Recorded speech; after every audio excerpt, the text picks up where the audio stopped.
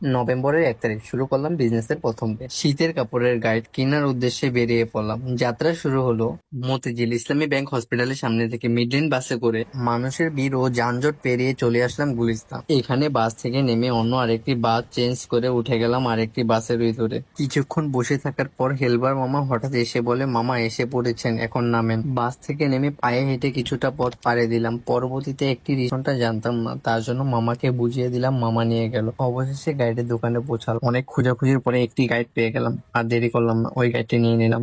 লেনদেন শেষ করে কুলি মামাকে ডাক দিলাম। কুলি মামা এসে আমাদের রিস্কায় তুলে দিল। ইনশাল্লাহ সাইজ, ছবি ও কোয়ালিটি সম্পর্কে ভিডিও পেয়ে যাবেন আমাদের ফেসবুক পেজের ভিতরে। আমি কমেন্টে আমাদের ফেসবুক পেজের লিংক